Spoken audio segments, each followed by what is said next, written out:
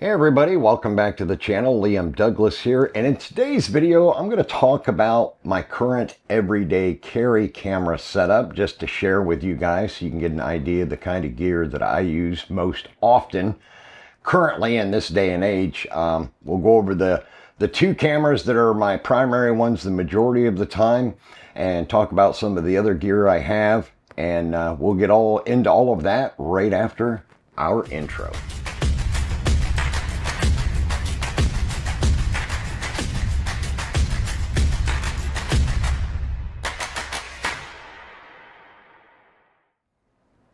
Okay, so as I said before the intro, today I'm talking about my current everyday carry cameras, and these are the two cameras that I use the majority of the time, and of course there can be some variation if I'm doing something specific like real estate photography or landscape photography. I might switch things out, use one of the higher resolution cameras, but these two are the two that I like to use the most frequently. The first one, of course, is my trusty Fujifilm X100V.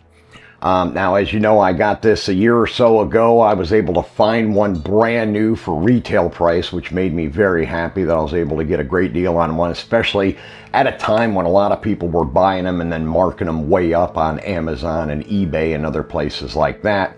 I was able to get mine for the original MSRP retail price. And I absolutely love this camera. Now, I know Fujifilm has released the X106 within this last year. And don't get me wrong, it's a great camera too, but I don't really have a need to upgrade. The 40 megapixel backside illuminated sensor in the X106 is great. Don't get me wrong, the 5th generation processor, X-Trans processor, is great. Having IBIS in the X106 is nice. The higher resolution video is nice if you need that, but I don't need all of those things in my everyday carry camera that I use primarily for street photography. As I've told you many times before, with this camera having a 23mm f2 lens on an APS-C crop body, it's equivalent to 35mm in full frame, which is the perfect focal length for street photography. I'm sorry, Chris Nichols, but that's just the way the universe works, my friend. So this one is my go-to for everyday carry for street photography and some landscape photography, stuff like that. I just absolutely love this camera. It's so small, so compact and lightweight. Yes, I've got some add-ons on it. I've got the thumb lever on the top that goes into the hot shoe. To be able to grip it a little bit better, I've got an actual grip on it to give it more of a bump for my big hands. And of course, I got my Apple AirTag on the side here so I can track the camera. And the grip is nice because it also gives me an Arca Swiss plate on the bottom, so the camera's ready to go if I need to use it with any of my tripods or monopods.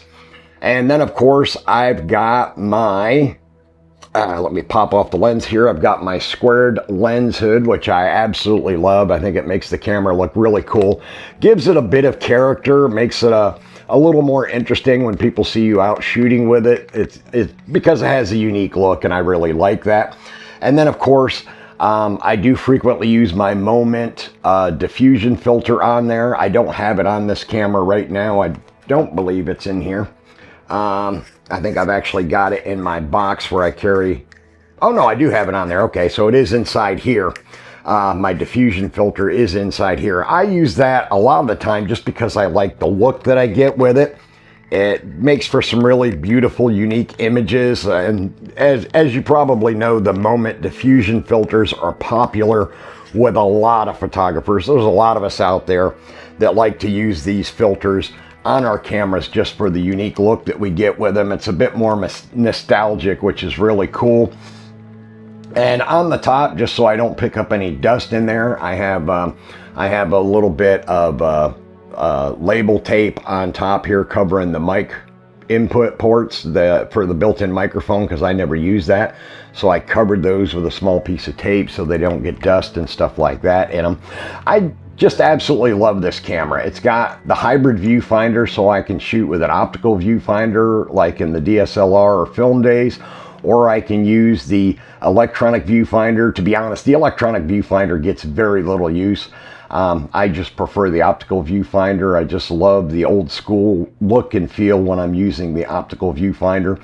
And it's one of the many reasons why I absolutely love this camera, especially for street photography and to an extent some landscape photography as well. I am known to do street photography portraits with it, which can be a problem with the 35mm focal length because it can make people look distorted. However, if you stand the proper distance away from your subject, then you don't have that kind of thing happening where it distorts their face. Usually if you're between 6 and 10 feet away from them, you can get a good clean image, and then you can always punch in or crop in when you're doing your post-processing. I've done that quite a few times and gotten some absolutely fantastic results. Now, the second camera that is my current frequent everyday carry camera is my trusty die-hard Fujifilm X-Pro 3. Now, I know there's a lot of people out there that don't like the X-Pro 3. They don't like the fact that Fujifilm decided to hide the LCD on the back and you got to flip it down to be able to access it. And they gave us this e-ink display on the back that'll show you your current film simulation. You're probably not going to be able to see it very well in the video because it's not super bright. Personally, I love it. I think it was one of the coolest things that Fujifilm came up with. When I first heard about it, I thought it was a bit gimmicky, but then when I got my hands on this camera, I really loved it. Again, because it takes me back to my days of film photography. And of course, in those days, we would frequently tear off a section of our film stock box and slip it into a little window clip thing on the back of our camera just to remind us what film we had in there on any particular day when we were shooting. And I love having that in an electronic format. It tells me what film simulation I'm actively using. So I think it's really cool. The other reason why, unlike a lot of people, I'm not bothered by the hidden rear LCD is because I don't use my rear LCD. It's very rare for me to use it unless I have a specific need to. I'm not one of these people that has to, what they call, chimp my photos all the time. I've been shooting for over 40 years, so I know how to get my exposure triangle right. I know how to get all of my adjustments right in camera, and so I don't have a need to be chimping at my images all the time. And I recommend that you get away from that as well if you're somebody that does tend to do that. Now, don't get me wrong, I'm not making fun of you. It's fine to chimp your rear LCD when you're starting out, you're trying to learn how to master the exposure triangle, stuff like that. That's absolutely fine. But your ultimate goal should be to get away from chimping altogether.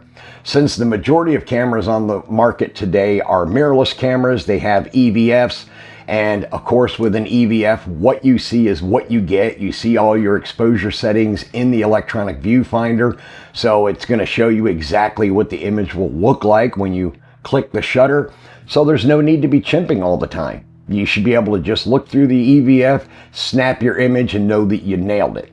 So I highly recommend, if you're not already, get away from chimping your rear LCD. And also, if you haven't already, try to get away from using auto mode. I recommend that you strive to try to master manual mode, completely manual mode. And that's not a hard and fast rule. I'm not saying to anybody out there, oh, if you don't use manual mode, you're not a real photographer. No, I'm not saying that. There are plenty of professional photographers who prefer to use aperture priority or shutter priority, depending on what they're shooting. I know in the years I shot NASCAR and IMSA racing, a lot of photographers like to use shutter priority, and I did as well from time to time, just because I can set my shutter speed to what I know it needs to be at in order to stop the action, to get a nice clean still shot of those race cars that are doing over 100 up to 200 miles per hour racing around the track. So if I set my shutter speed 1/1500th of a second or 1/2000th of a second and use shutter priority, then my camera is going to control the aperture and the ISO so that I can get the action frozen the way I want it. And then of course in other use cases you may be using aperture priority because you're doing landscapes and you want all your images to have the same basic look and feel to them. You want to know that everything in the frame is tack sharp and focus all the time. So you're going to probably want to set aperture priority if you're not using manual mode, and set your aperture to something like f8, which will guarantee everything in the scene is in sharp focus. and then let your camera control the shutter speed and the ISO for you. So don't get me wrong, I'm not saying if you don't use manual mode, you're not a real photographer. That's totally BS, but you should strive to master manual mode. It'll give you more confidence working with your camera, especially as your skills progress, you develop your muscle memory. It's going to get so much easier to use manual mode. I understand manual mode can be scary when you first try to tackle it, but you'll learn with a little practice and some muscle memory, you'll be able to master it in no time at all. Now, what are the lenses that I frequently use with my X Pro 3? Well, as you can see here today, I have my landscape and real estate photography lens on here. This is the Fujifilm 10-24 f4 lens. It's a fantastic lens. It's very sharp, very fast autofocus, which you don't really need for landscapes or real estate photography, but it's nice to have if you want to use it as a more versatile lens, being you got 10-24 millimeters. You've got a bit of flexibility there. Now, if I'm just going out and walking around for a day using this camera and not my X100V, or a lot of times I'll take both of them with me since they're so small and compact, I'll have the X100V with the 35 millimeter equivalent, and then I'll put a 33 millimeter, my Viltrox 33 millimeter on the X Pro 3, and that'll give me my 50 millimeter focal length, which I do like to use. I'm not a super fanboy of 50 millimeters, but it has its uses. Or I might opt to use one of my more telephoto prime lenses, if you will, like my Viltrox 85 or my 75 millimeter f1.2 Pro lens. If I want a little bit more reach for doing portraits and stuff like that, then of course I'll use one of those lenses. But like I said at the beginning of this video, these two cameras are two of my favorites just because they're extremely small and compact. They're not a lot of headache to carry all day long, especially as I've shared with you before. I have issues with nerve pain in my right arm from an accident many, many years ago. And I have back issues from a car accident, stuff like that. So if I can keep my gear as light as possible, I can comfortably go out and shoot all day without too much pain and discomfort. And then of course, having a good bag to carry your gear in is important as well. I didn't bring them out here, but as you know from my previous videos, I have the Think Tank mirrorless mover 1 and 2, first and second generation. I use those frequently. A lot of times if I go out with just the X100V, then I'll use my Peak Design everyday sling bag, because that bad boy is so slim and lightweight, and it's perfect for carrying the X100V and just a few other extra accessories, maybe an extra battery, some extra memory cards, and a microfiber cloth and some lens wipes, alcohol lens wipes to keep the camera clean. When I'm done shooting at the end of the day, I can wipe it down good and keep it looking beautiful. As you can see, I mean, my cameras are not, you know, the latest models, and I've had them for a bit of time, and you can see they don't have any abuse. They're still in excellent condition. I try to pride myself on taking good care of my camera gear because I've made my living with this stuff for many, many years, off and on, full-time and part-time.